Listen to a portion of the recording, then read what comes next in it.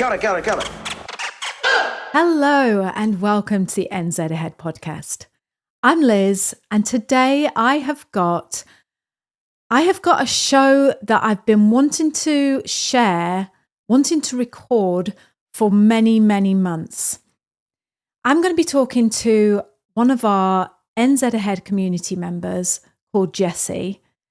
Jessie's from South Africa, and she reached out to me and Brian a couple of years ago now, and she joined our community and we watched her journey. But there was just something about the way that me and Jessie connected that was really, really lovely. Lots of things that we did were similar. She would email me or message me and say, "Oh, I can't believe you like that song. I can't believe you eat that food.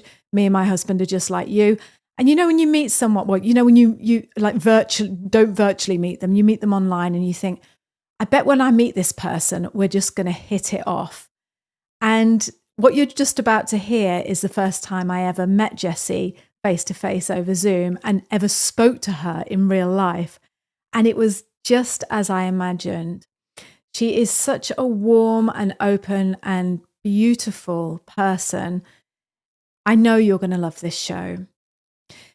The second reason I'm desperate for this show to be released is because it came at a time in our journey when I want to say all the universe aligned and it was meant to be. I'm just going to give you a quick backstory and you'll understand what I mean. Brian and I, when we release videos on YouTube and on the podcast, we release the video and then comments come in on YouTube. And I answer those comments and I look at those comments for about 10 days after that. And then usually we're on to the next video and I'm answering the comments on that video. We're very, very lucky that we get such wonderful comments. And then last night we went down to Foursquare and I was waiting in the car. And for some reason, I opened my phone and went back to an old episode that we'd recorded with, it was actually with Charlotte from NZ Shores. And I don't know why, I never have done this before in the past. I started scrolling through all the old comments and just reading some of them. And this one comment jumped out at me. It was from a lady called Lorraine. She said, "Liz and Brian, we love what you do, but I wanted to say to you, not everything is perfect for moving to New Zealand." She said, "My son and his wife are from the UK. They sold everything. They moved over to New Zealand to start their new life. They're on this visa and my son lost his job. And now that it's looking like they're going to have to move back to the UK." And I think she actually wrote, "I am crying while I'm writing this comment." Anyway, the night goes on. And the next day I said to Brian, it was really playing on my mind. And I just said, I wish there's some way I could reach that lady and just talk to her, because again, it's one of those things that people need to know about. We've always been very clear on this podcast about being upfront and honest and transparent and not sugarcoating, everything to make it look so wonderful.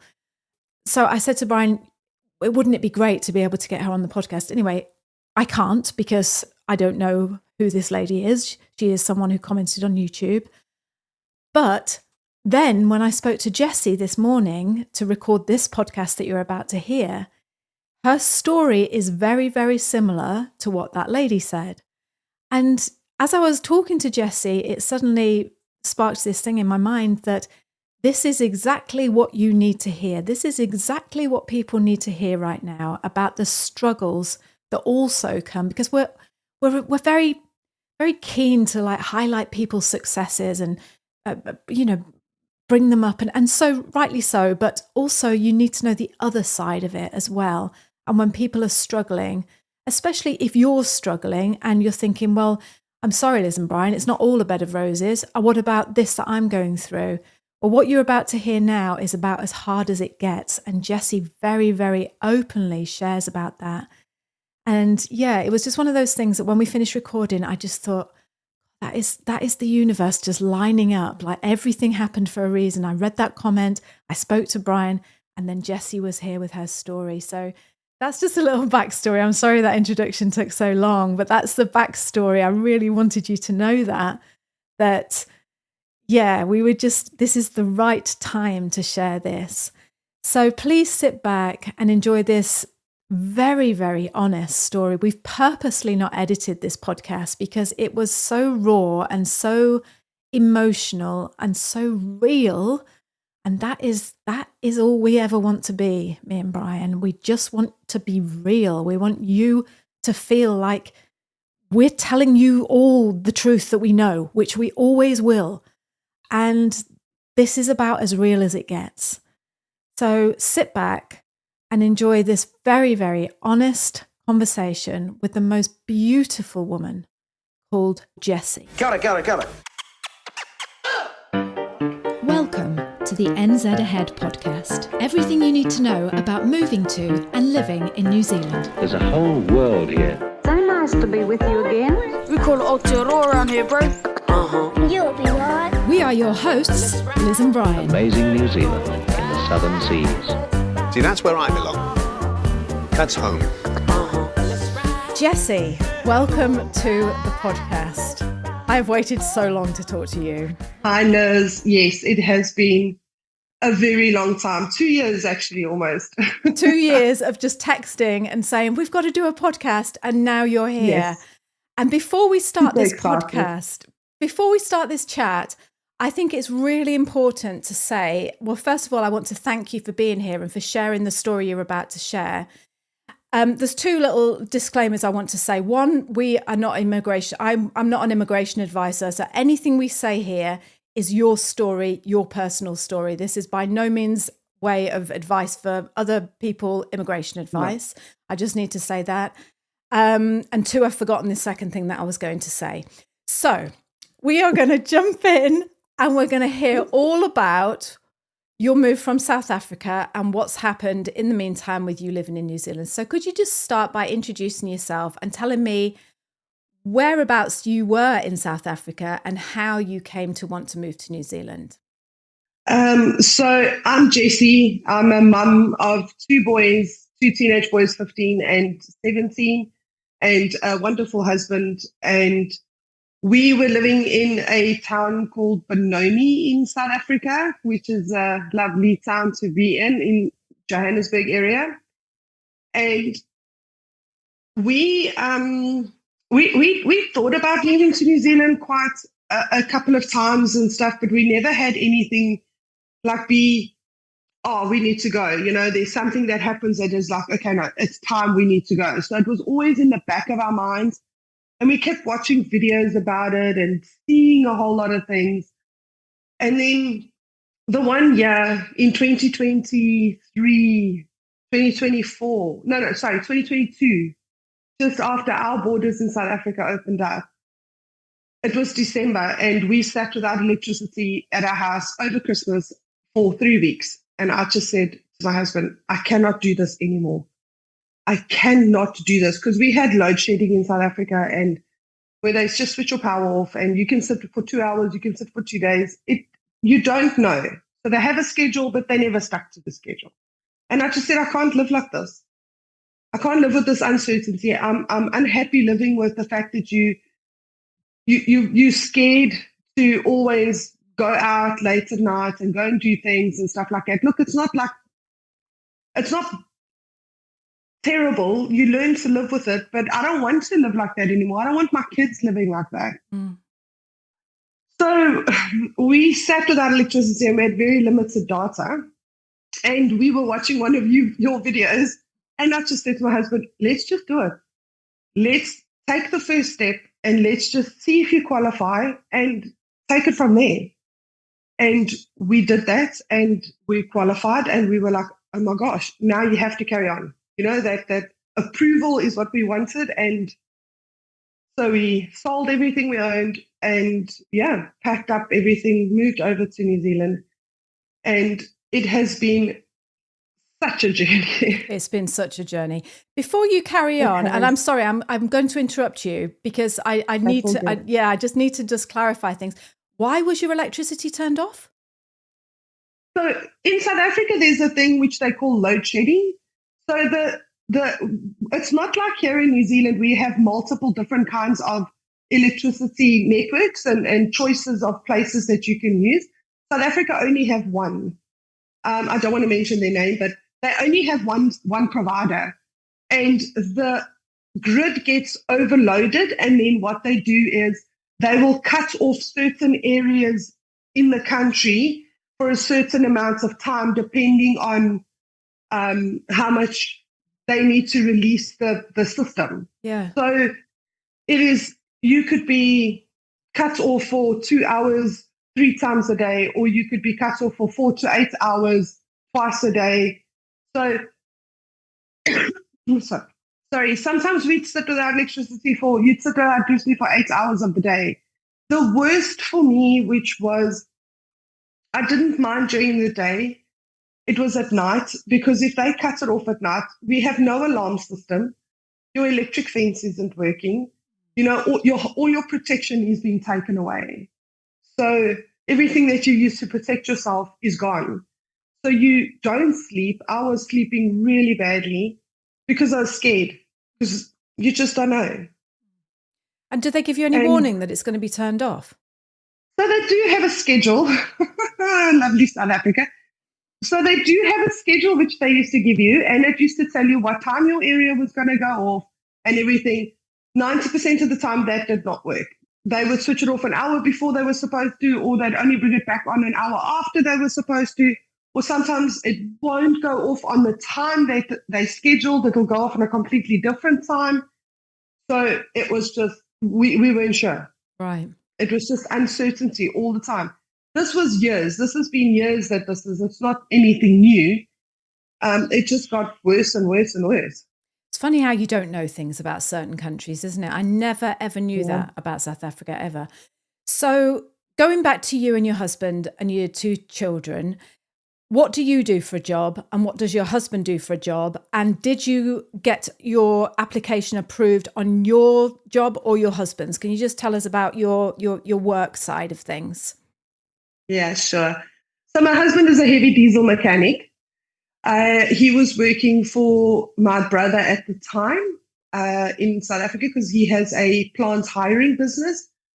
So my husband was working for him. And then I was a birth doula. I am a birth doula. So I was working at hospitals, and mostly government hospitals and stuff, giving supports and stuff to mums there. And we came over on his visa as a heavy diesel mechanic because he was on the green list. So that was what gave us our entry into the country. That was the pathway they gave us. Okay. Yeah. So the year was 2021, did you say? So 2022, that December was when we decided to start the process. Okay. So we started the process I think it was the end of January of 2023. And when did you arrive in New Zealand? On the 17th of April, 2023. April 2023. Okay. Yes. And so we did the whole process in 3 months. That's good going. That's good going. And I remember you joined our community right at the beginning. I remember you reaching out and introducing yourself, and you became part of our community. And it was, I remember thinking how quick it had all happened for you. And I remember messaging you and saying, oh, it's meant to be, you know, this is so fantastic for you. Okay. So you come to New Zealand on what visa? What visa do you get? So we came over on the accredited employee work visa, which enables us to come and work in the country for 3 years, based on my husband's visa. So you can come and work you have a 3-year visa to come and work in the country. And then based on however many points you earn, so you need to work for at least 2 years of the 3 years to gain enough points to then be able to do your residency. So we were okay with the company that we used at the time, said that we would be okay. We have a pathway that because my husband does not have the actual paperwork. So he's been a heavy diesel mechanic for more than 20 years. And that was what they said at the time was, oh, you'll be okay. We'll take his years of experience as the points that you guys need because he's had so many years. And then we'll give you guys the points. So you have a pathway, you know. And then that's when things went a bit downhill after certain things happened and some changes were made. Yeah. Okay, which we're going to get to, but I just want to make sure. So an accredited visa, an accredited employer visa, just tell me what that means for those who are listening that are not sure what that means. What does that mean exactly? So on an accredited employee visa, you have to, you can only be employed by an accredited company in New Zealand.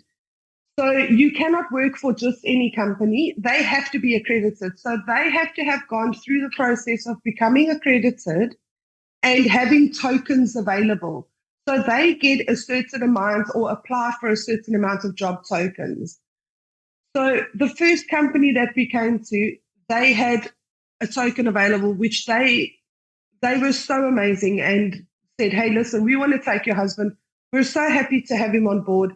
They helped us out with the process of getting the visa sorted out. So they didn't help us financially, but they gave us advice and, helped us through the process to ensure that we could get here to their company as their accreditation. So they supplied us with their token. Right. So they offered your husband the job?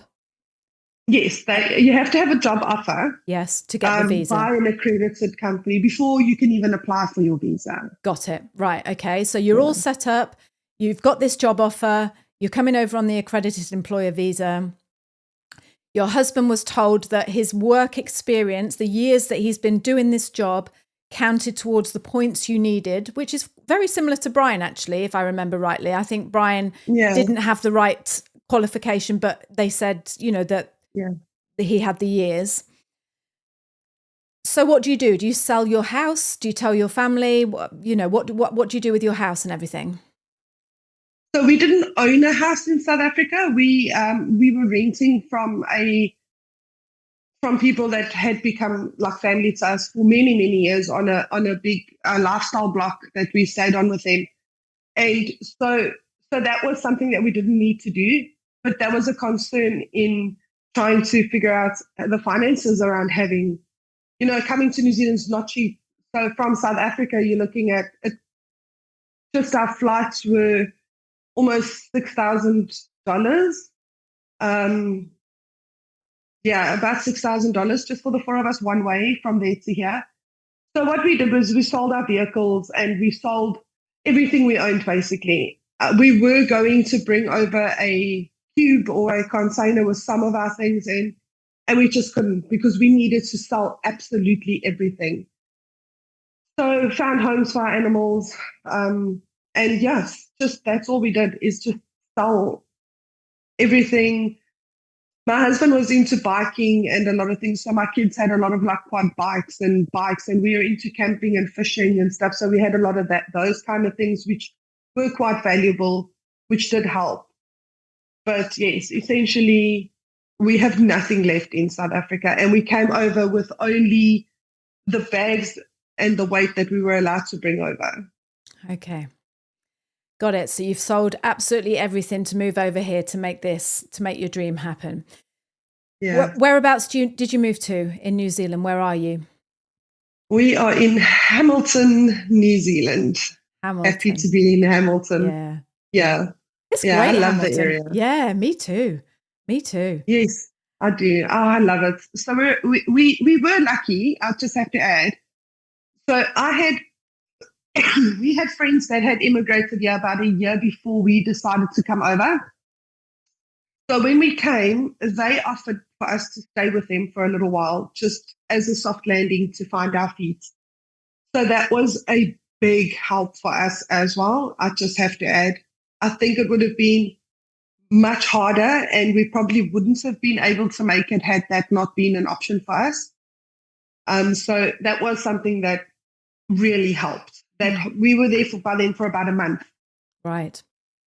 Yeah. Good old friends. Give them a shout out. Thank you. Yeah. Thank you. Under Lena and Matthijs. Yeah, there you go. Yeah. So what were I'm assuming you'd never been to New Zealand before. No. Right. Okay. So we had never been here prior to deciding to move here. We came based on what they were telling us and your videos. Oh no.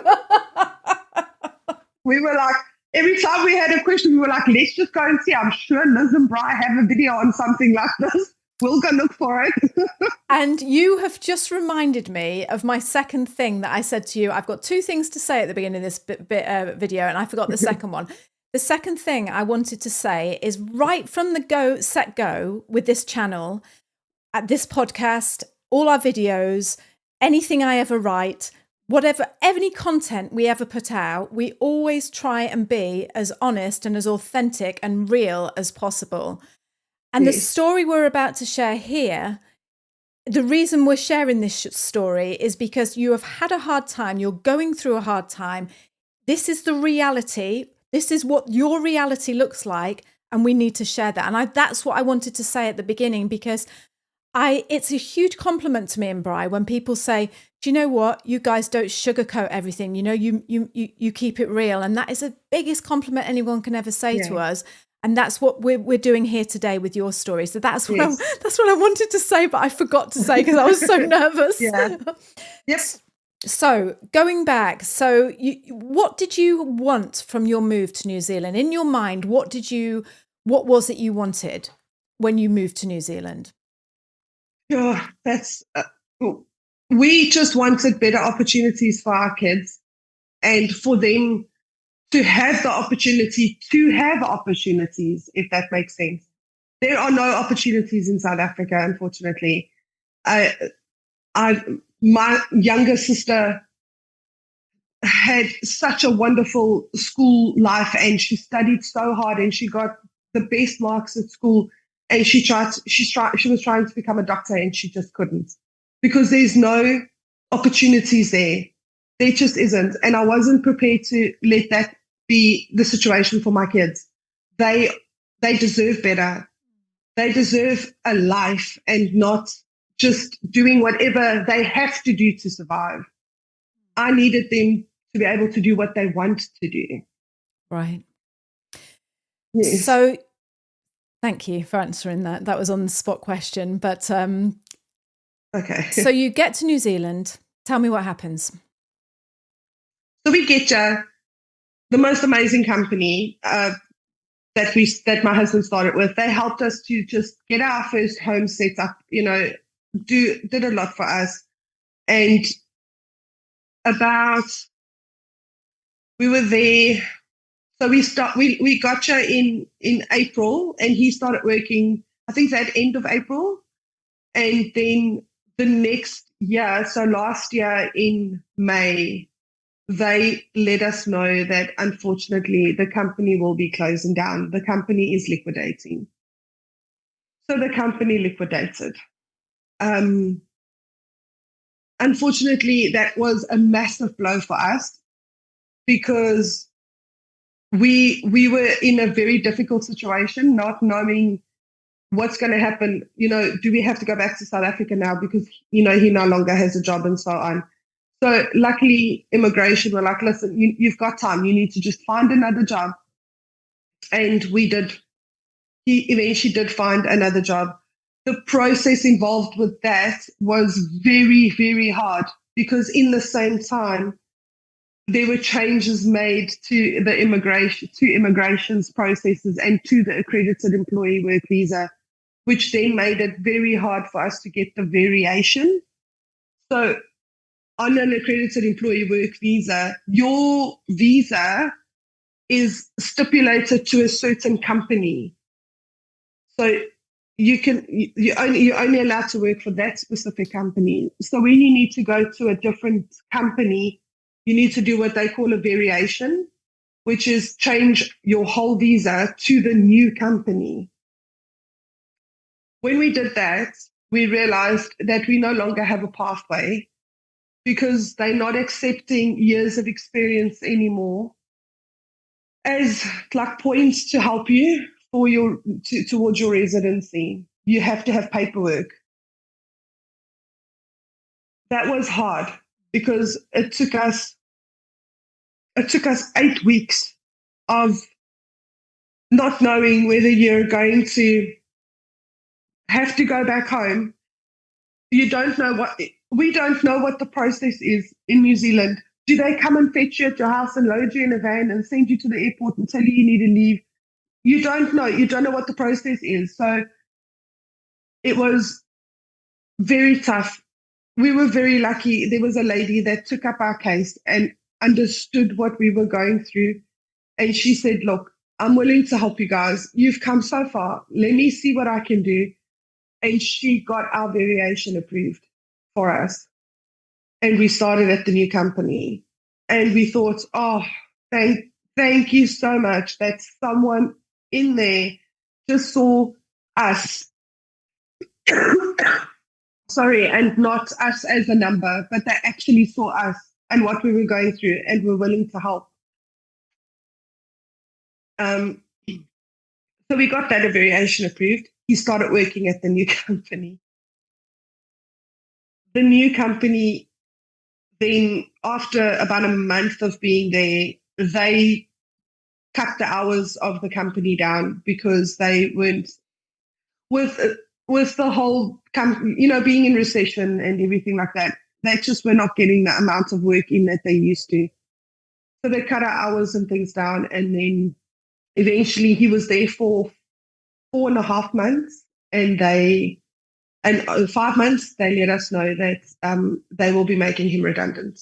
So he was made redundant in December, just before Christmas, and we had to start this whole process all over again of finding another company. And yeah, so it's been hard.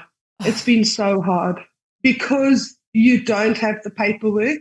You do not have any assurance of, are you going to stay or are you going to leave? Right. I'm going to just hold it right there. And first of all, I'm so sorry. I'm so sorry you guys have been through this, because as I said to you when I called you before this call, I knew you were having a rough time, and there's other things that has happened in your life that has really been devastating to you. And this is just an awful lot to have to take on. When you arrived in New Zealand, did you start work? I just want to put things in place so I can picture it here. So did you start work as a doula when you came to New Zealand? Unfortunately not. So I had these massive dreams of coming to New Zealand and becoming a doula. I was so excited, and then came here. It is not really a thing here. It's not. It is big in like the UK and South Africa and all other countries, but in New Zealand, because New Zealand is a very midwife-led country, you don't really see a gynecologist. You go to a midwife. So because of that, doulas are not needed here as much as what they are in other countries. So I could not carry on with my business here like I wanted to. And that was hard. That was hard letting go of that. It was hard letting go of something that I worked so hard for. But again, you have to decide. It is sacrifices that you make to be here. And you don't only sacrifice getting rid of everything you own and leaving your family behind and all of that. When you get here, as you go, you realize there's so many more other sacrifices that you need to make.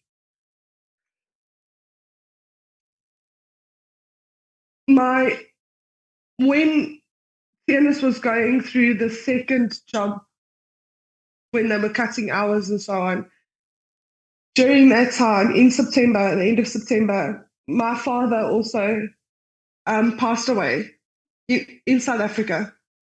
And because we were not really getting enough money to survive, properly, and we were making it normally month to month, we were living week by week and we were okay, but there was no extra money. So I couldn't go back to South Africa to go and to my dad's funeral. And that was another sacrifice. And it's things like that. It's hard. It's not easy. When you have to make these sacrifices all the time, and yet you're still not sure whether it's all going to be worth it. You don't know. Like here where we're sitting right now, we don't know. We still don't know if all those sacrifices are going to be worth it. So sorry. I'm so sorry to hear about your dad. Thank you, Liz. You know, darling, when you lose someone so close to you, it makes your whole world feel so delicate and fragile. And you're looking everywhere for a sense of security, something you can just hold on to. Yeah. To think, I know that part of my life has fallen apart, but at least I've still got this part of my life, and I'll just hold on to that and it'll get me through. And what you're going through is all of your life, apart from your love for your family, your husband and your children, which is incredibly valuable, but everything else around you feels like if you touch it, it will break, I would imagine. Yeah. Yeah. And yeah, my heart is with you, Jessie. It really is. It really, Thank you, really Liz. is. And thank you for sharing this story. I know this isn't easy for you to do. Thank you. Thank you for listening. Oh, always, always. So you don't go back to your dad's funeral. I just want to say, because I think this is important because people don't know you like I know you. Although I've never met you in real life, we've always chatted over text. And I have seen, and on the community, how upbeat and positive. This is why it's such a shock for me. When I spoke to you this morning, I was like, oh my God, you've gone through the mill, you know, and but you're always so positive and chatty and upbeat. And what really stood out to me when you came here was how much you immersed yourself into your life here in New Zealand. Some people come and they stay to the side and they stay with the expats and they just look out from the outside in. And that's why I thought you were a doula. I don't know if I'm saying that right, but that's why I thought that you were right there in, because you right from the get-go, you would tell me about how, you know, you were immersing yourself. So you obviously loved being in New Zealand. And can you just speak to that for a minute about what the kids at school, what does your life look like in New Zealand? Oh, yeah, when we first came here, there's that saying that New Zealand is the land of milk and honey. New Zealand for us was, or is, it still is, because we're still far to stay, but it is to us, it's definitely that. It is the most beautiful country we ever could have imagined. You see videos, and because we hadn't been here before we came, we never really understood how much bigger it really is. So when we first came, we went everywhere and explored everything. My kids are cyclists and mountain bikers, and we do fishing and we do all these things.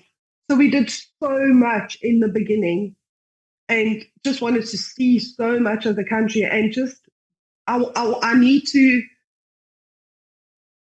come to New Zealand to make New Zealand my new home. I didn't come to New Zealand to make New Zealand my new South Africa. I need to leave South Africa there, and that needs to stay there. And I need to accept the cultures and everything that is here. And that's important to me. So yes, we got involved.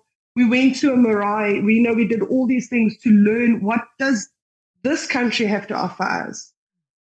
And it's been hard not being able to do all those things anymore because of the uncertainty where we are.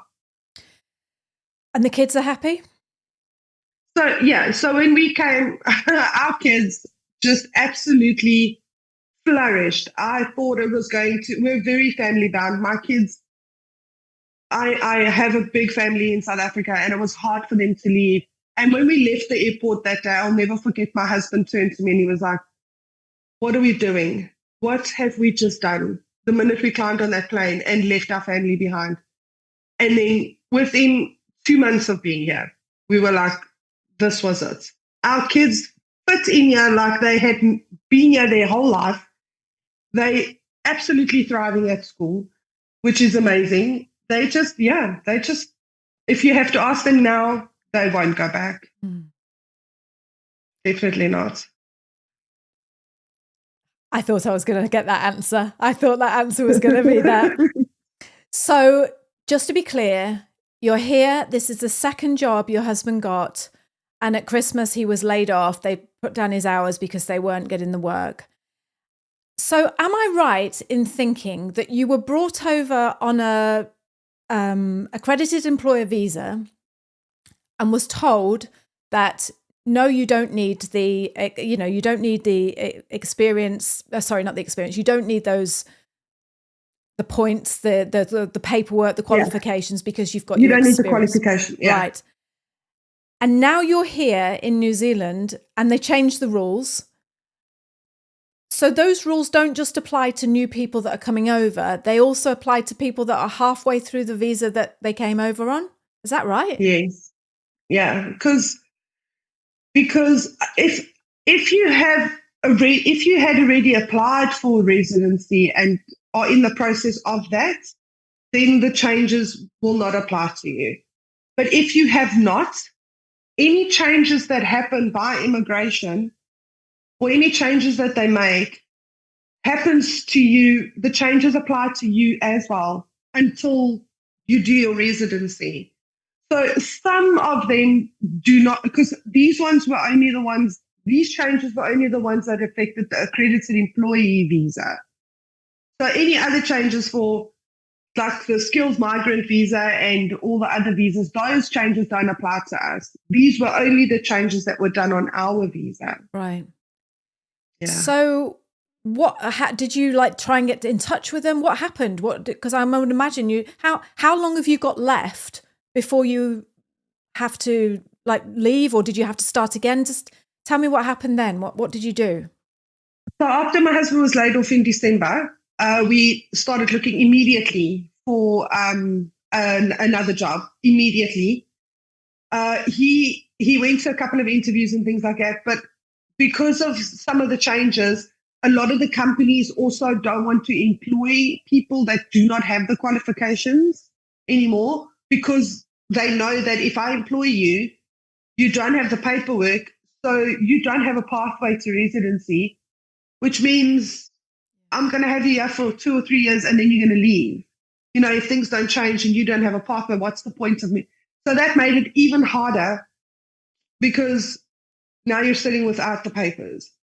So we were incredibly, once again, blessed. And this company interviewed my husband, and they weren't accredited at the time, but they had just started the process. So they got their accreditation. They applied for it, I think, like on the Tuesday, and the Thursday the accreditation was approved, which was absolutely amazing because it's never been that quick. The job check went through quickly, and we've now applied for the variation. We don't know if our variation will be approved.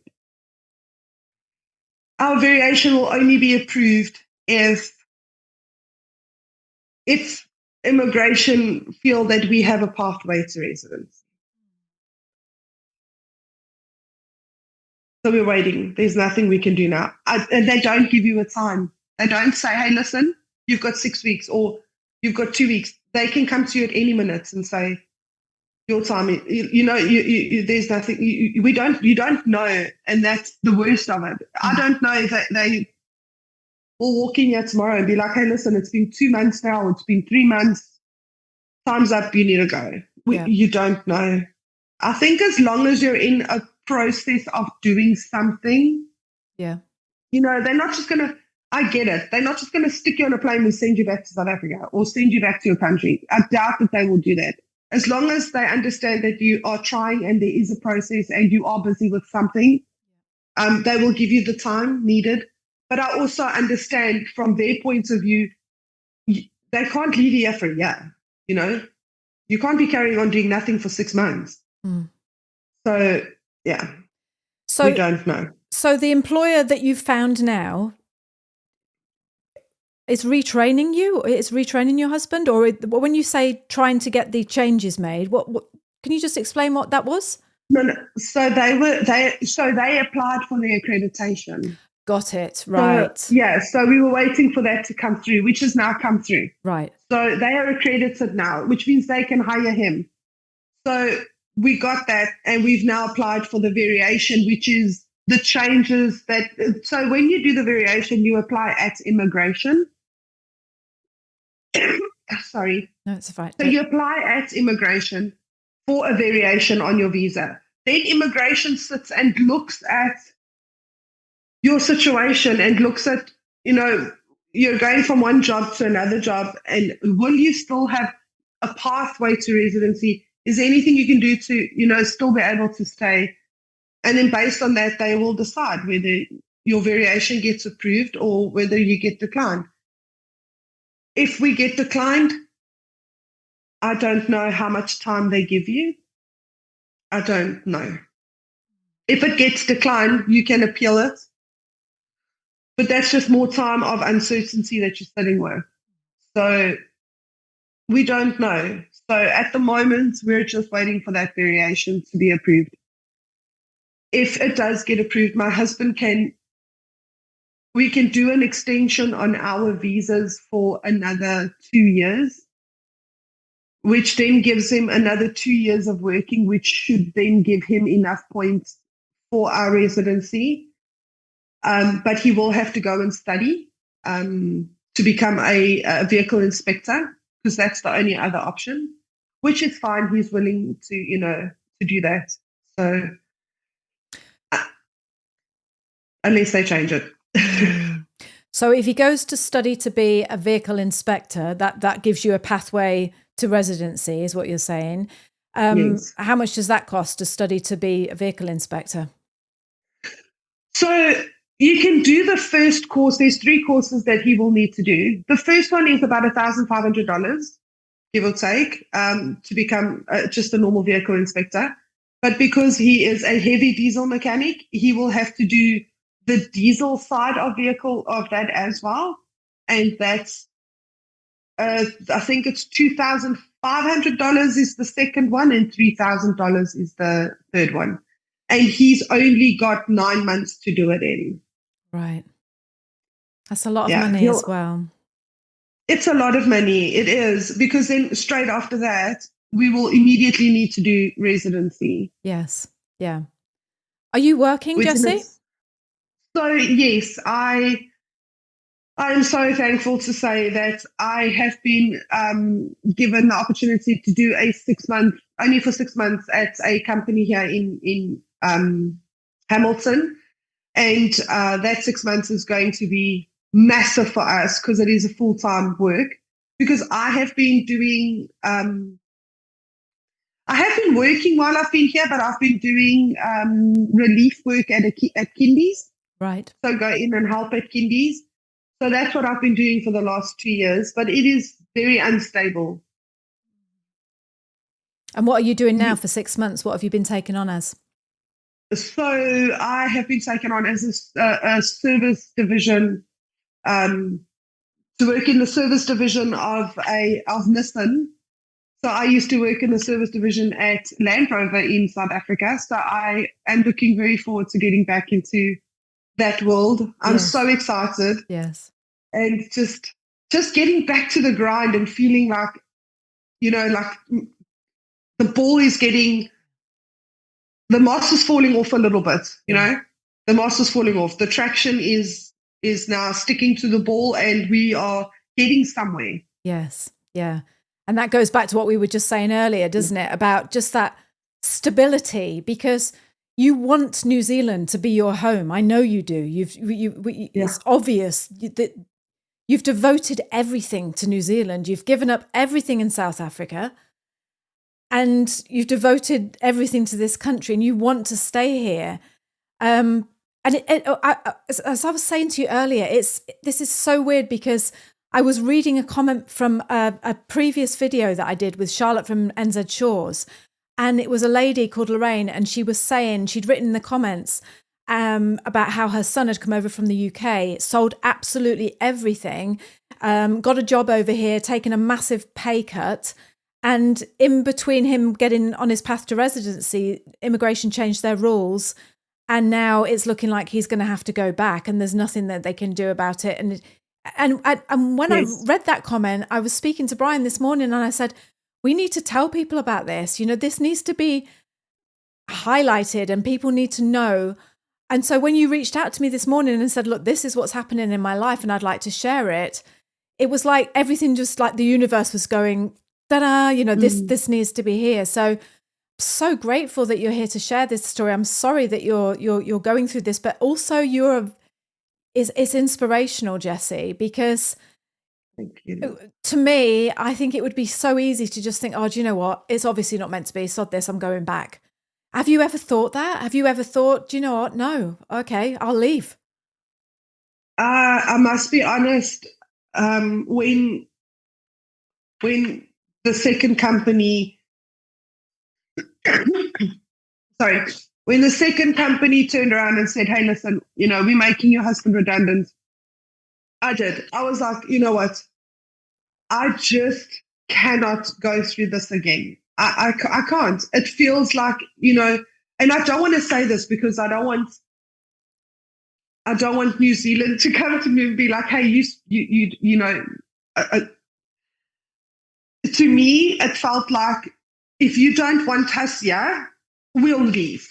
Like, you're making it so hard for us to prove to you that we want to be here and do everything that you need us to. I will do anything that you ask me. I will do anything.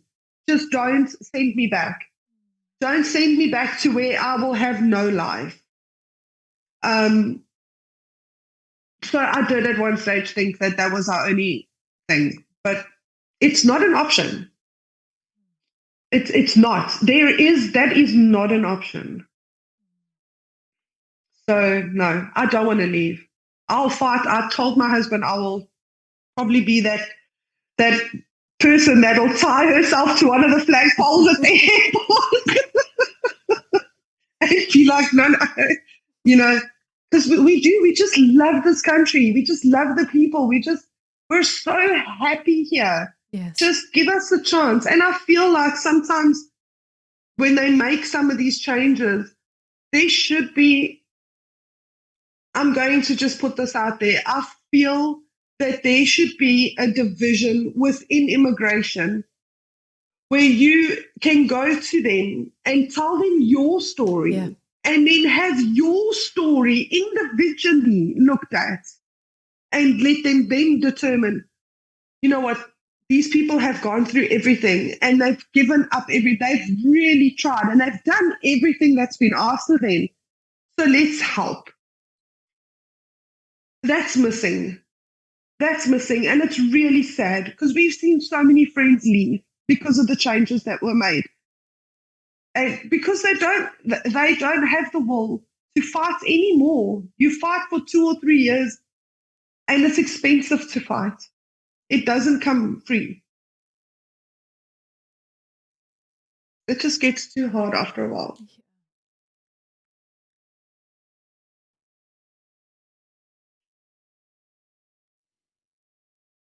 You're doing so well.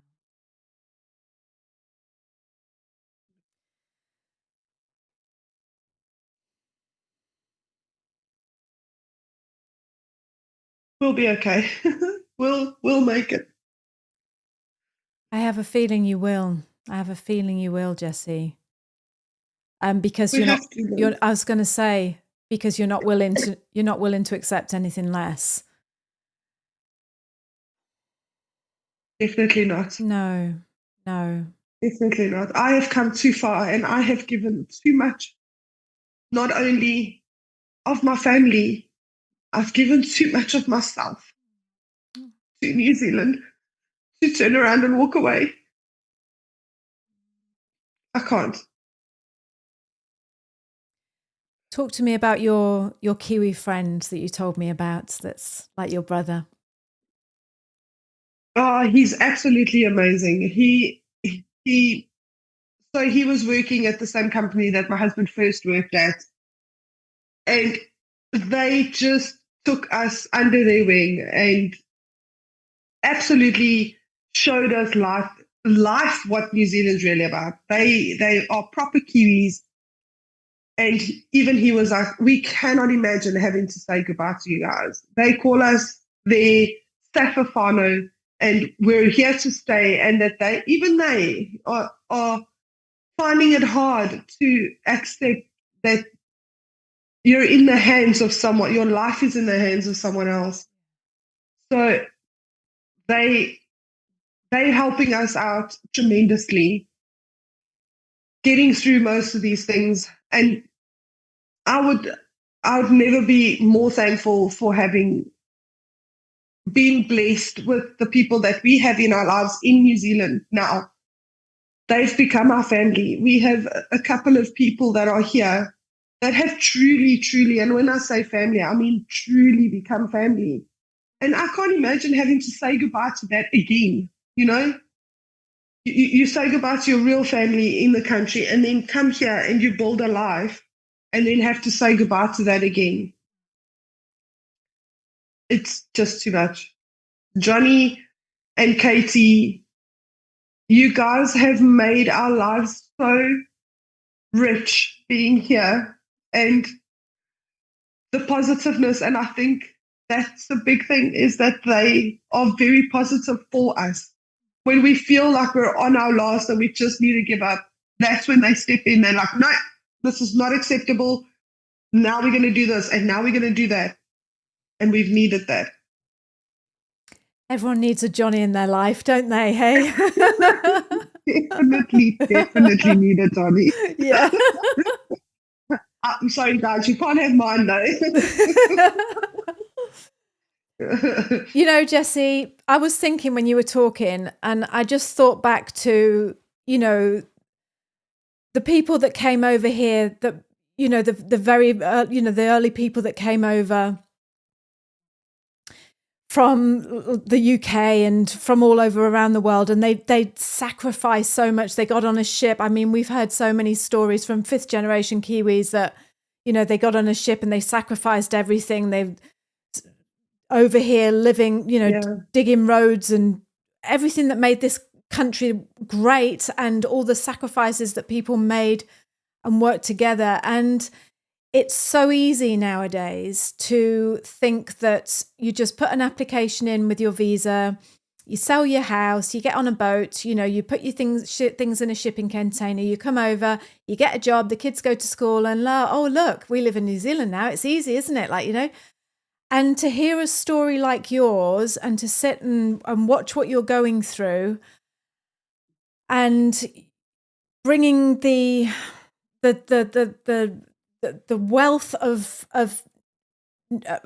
skills and love and compassion and passion, actually, just that passion of wanting to make New Zealand your home and live here and make it what it better, bring your bit of goodness to New Zealand. I just think that's what it must have been like for the people that came over, and it was so hard for them. And I'm so grateful that we are doing this call, because it is hard. There are parts of it that are hard. And I know that some people come over, you know, like we think, oh, well, Brian had to climb in a septic tank and take a 50% pay cut, but at least we're here. At least we got our residency. At least we now, you know, we're New Zealand citizens. And it's sharing that journey that I think is so incredibly important to other people. If you're watching this and you're thinking, oh, I think I'll move to New Zealand. Yeah, we're on the green list. We'll go over there. Your story that you're sharing, Jessie, is just, not only is it incredibly real and touching, but it's just helpful. You are helping so many people by doing this, just by showing them that, you know what, it's not easy, but if you're willing to just stick it out, spit on your hands and go, right, what do you need next? Come on, bring it on. Yeah. Then you will make it happen. I truly, truly believe that you will make this happen. I think Johnny's right. Johnny, sorry, I can't remember his wife's name. Katie. Yeah, I think they're right. You do belong here, and you will be here. Thank you. Yeah. Our journey's not over yet. It We've still isn't. got it's still got a whiles to go, but we won't give up. Definitely not. You're made of strong stuff. You are, and that's what New Zealand is built on. Is people who are willing to just go that extra mile. You really are. It's so hard, but it's people around us that make it worth it as well.